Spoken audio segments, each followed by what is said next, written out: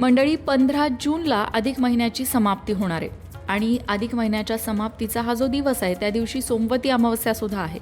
तर अशी कुठली एक गोष्ट आहे जी प्रत्येकाने करावी, ज्यामुळे प्रत्येकाचं कल्याण होईल, ते आपण बघणार आहोत. खरं तर अधिक महिनाभरच प्रत्येकाने वेगवेगळे काही ना काहीतरी नियम घेतले असतील, काही संकल्प घेतले असतील, काहींनी उपवास धरले असतील आणि काहींनी काहीच केलं नसेल. त्यांच्यासाठी सुद्धा हा शेवटचा दिवस महत्त्वाचा असणार आहे. म्हणजे ज्यांनी काही ना काहीतरी केलं आहे त्यांच्यासाठी सुद्धा आणि ज्यांनी काहीच केलं नाही आहे त्यांच्यासाठी सुद्धा. कसं? ज्यांनी काही ना काहीतरी संकल्प घेतले होते किंवा उपवास धरले होते त्यांना या सगळ्याचं उद्यापन, या सगळ्याची सांगता या शेवटच्या दिवशी करायची आहे. आणि ज्यांना काहीही करायला जमलं नाही खरं तर त्यांच्या व्यस्त दिनचर्येमुळे, ते या शेवटच्या दिवसाचा लाभ अगदी एक छोटी गोष्ट करून घेऊ शकतात. चला जरा सविस्तर बघूया नक्की काय करायचं आहे. अधिक महिन्याच्या या शेवटच्या दिवशी दीपदानाचं महत्त्व आहे. त्यामुळे ज्यांनी अगदी या पूर्ण महिनाभर काहीही केलं नसेल त्यांनी या शेवटच्या दिवशी दीपदान नक्की करावं.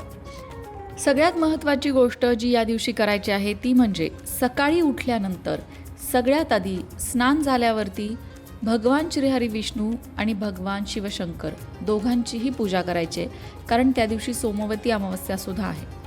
म्हणूनच जर तुम्हाला पवित्र नदीमध्ये स्नान करणं शक्य असेल तर ब्रह्ममुहूर्तावर उठून पवित्र नदीत स्नान करावं.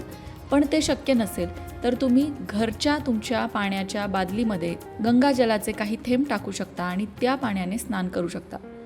अधिक महिना हा भगवान पुरुषोत्तमांना समर्पित असल्यामुळेच या दिवशी भगवान श्रीहरी विष्णू, माता लक्ष्मी आणि तुळशीचं पूजन केलं जातं. पिवळी फुलं, तुळशीपत्र, नैवेद्य त्यांना अर्पण केला जातो. भगवान शिवशंकरांना सुद्धा पांढरी फुलं अर्पण करायची आहे आणि त्यांची सुद्धा पूजा करायची आहे. या दिवशी विष्णू सहस्त्रनाम, भगवद्गीतेचं पठण किंवा भगवान श्रीहरी विष्णूंच्या मंत्राचा जप करणं अधिक पटींनी फलदायी मानलं जातं. आता सोमवती अमावस्या असल्यामुळेच तुम्ही शिवस्तोत्र किंवा भगवान शिवशंकरांच्या एखाद्या मंत्राचा जपसुद्धा करू शकता. आता ज्यांचं म्हणणं आहे की आम्हाला हे स्तोत्रमंत्र म्हणायला वेळ नाही आहे, तुम्ही आम्हाला काहीतरी सोपा उपाय सांगा जो या दिवशी आम्ही करू शकतो, तर तो सोपा उपाय म्हणजे या दिवशी दानधर्म करावा. आपल्या खिशाला परवडेल त्याप्रमाणे अन्नदान, वस्त्रदान किंवा धार्मिक ग्रंथांचं दान या पद्धतीने या दिवशी दानधर्म नक्की करावा. कारण तसंच अमावस्येला दानधर्म करण्याचं महत्त्व असतं आणि हा अधिक महिन्याचा शेवट आहे, सांगत आहे. अधिक महिन्याचं उद्यापन जे आहे ते सुद्धा मेहूण जेवायला घालून केलं जातं, अन्नदानाने केलं जातं. मग हे दान तुम्ही सत्पात्री ब्राह्मण, संत, गरजू व्यक्ती, गाईला भोजन या स्वरूपामध्ये करू शकता. ज्यांनी अधिक महिन्याभर काही ना काहीतरी व्रत, जप, पारायणाचे नियम पाळले असतील त्यांनी हे सगळं भगवान श्रीहरी विष्णूंना समर्पित करतो आहोत या भावनेने त्यांची पूजा करावी आणि संपूर्ण साधना विष्णूचरणी अर्पण करावी. प्रार्थना करताना पुढील ओळी नक्की म्हणाव्या. हे पुरुषोत्तमा, या अधिक महिन्यात माझ्याकडून जाणीवपूर्वक किंवा अजाणतेपणी झालेल्या चुकांसाठी क्षमा कर. माझ्या जीवनात सद्बुद्धी, आरोग्य, सुख, समाधान आणि भक्ती प्रदान कर. या दिवशी राग, भांडणं, वादविवाद, खोटं बोलणं, व्यसनांचं सेवन या सगळ्यापासून लांब राहावं. अन्नाचा अपव्यय करू नये आणि दानधर्माबाबत अहंकार बाळगू नये. अधिक महिन्याचा शेवटचा दिवस हा केवळ महिन्याची समाप्ती नसून आत्मपरीक्षण, कृतज्ञता आणि ईश्वराशी नातं दृढ करण्याची संधी आहे.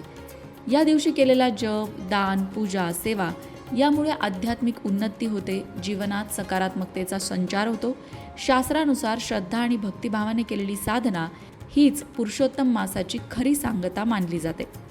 आपल्या लोकमत भक्ती चॅनलवर आपण वेगवेगळ्या विषयांचे पॉडकास्ट घेऊन येत आहोत. वास्तुशास्त्र, ज्योतिषशास्त्र, त्याचबरोबर इतरही धार्मिक, आध्यात्मिक विषय. आत्तापर्यंत अनेक पॉडकास्टमधून वेगवेगळ्या प्रकारचं मार्गदर्शन करण्यात आले.